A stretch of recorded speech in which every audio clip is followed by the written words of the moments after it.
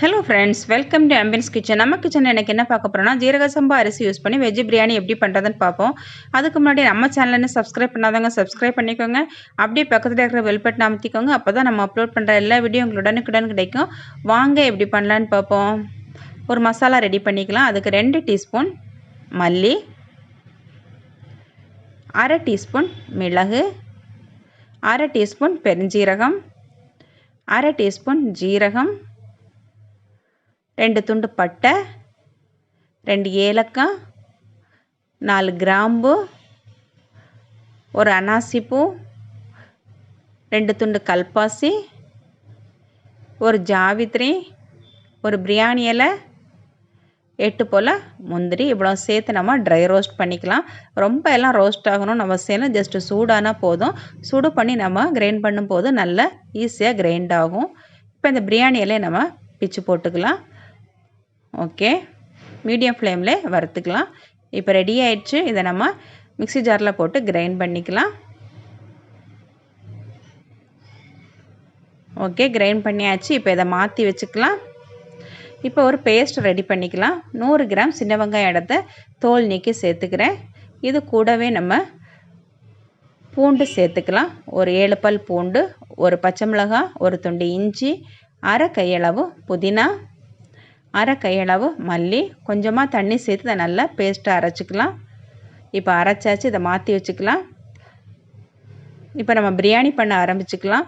நல்லா அடிக்கனமான ஒரு பாத்திரம் அடுப்பில் வச்சுக்கணும். நான் இப்போ குக்கர் எடுத்துருக்கிறேன். இதில் நான் ஃபஸ்ட்டு எண்ணெய் சேர்த்துக்கலாம்.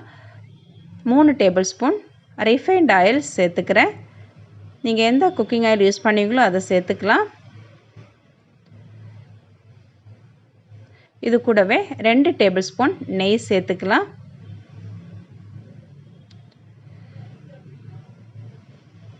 ஓகே, இப்போ நல்லா காஞ்சிச்சு. இதில் நம்ம அரைச்சி வச்ச பேஸ்ட்டை சேர்த்துக்கலாம். நல்லா கலந்து விட்டுக்கலாம். இப்போ 5 நிமிஷம் ஆயிட்டு. இதில் மசாலா சேர்த்துக்கலாம். 1/2 டீஸ்பூன் மஞ்சள் தூள், 1 டீஸ்பூன் மிளகாய் தூள் சேர்த்து நல்லா கலந்துக்கலாம். நல்லா கலந்தாச்சு. இப்போ தயிர் சேர்த்துக்கலாம். புளிப்பு இல்லாத நல்ல கெட்டி தயிர் 3 டேபிள் ஸ்பூன் சேர்த்துக்கலாம்.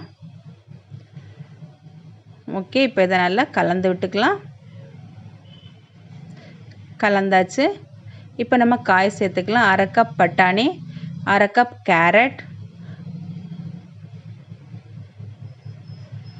1/2 கப் பீன்ஸ்,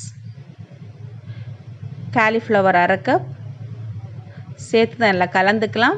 நீங்கள் உருளைக்கிழங்கு கூட சேர்த்துக்கலாம். இப்போ நம்ம பவுடர் பண்ணி வச்ச மசாலா சேர்த்துக்கலாம். இப்போ தண்ணி சேர்த்துக்கலாம். 2 கப் அரிசி நான் சேர்த்துக்கிறேன். அதுக்காக நான் 4 கப் தண்ணி சேர்த்துக்கிறேன். இப்போ 1/2 டேபிள் ஸ்பூன் உப்பு சேர்த்துக்கலாம். அப்புறம் 1 டீஸ்பூன் லெமன் ஜூஸ் சேர்த்து நல்லா கலந்துக்கலாம். இப்போ நம்ம அரிசி சேர்த்துக்கலாம். 20 நிமிஷம் ஊற வச்ச சீரக சம்பா அரிசி சேர்த்து இதை கலந்து விட்டு மூடி போட்டுடலாம். ஓகே, இப்போ பார்த்தீங்கன்னா தண்ணி எல்லாம் நல்லா வற்றிடுச்சு. இப்போ 1 டேபிள் ஸ்பூன் நெய் சேர்த்து கலந்துக்கலாம்.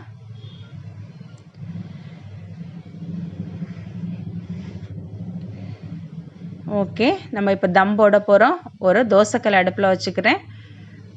இதில் நம்ம இந்த குக்கரை அப்படியே தூக்கி வச்சுக்கலாம்.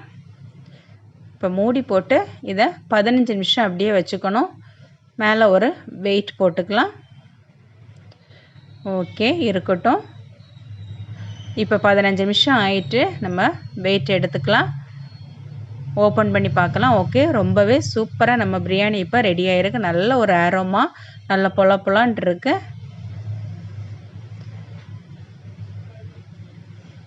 ஓகே ஃப்ரெண்ட்ஸ், பார்த்தீங்கன்னா நம்ம பிரியாணி இப்போ ரொம்ப சூப்பராக ரெடி ஆயிடுச்சு.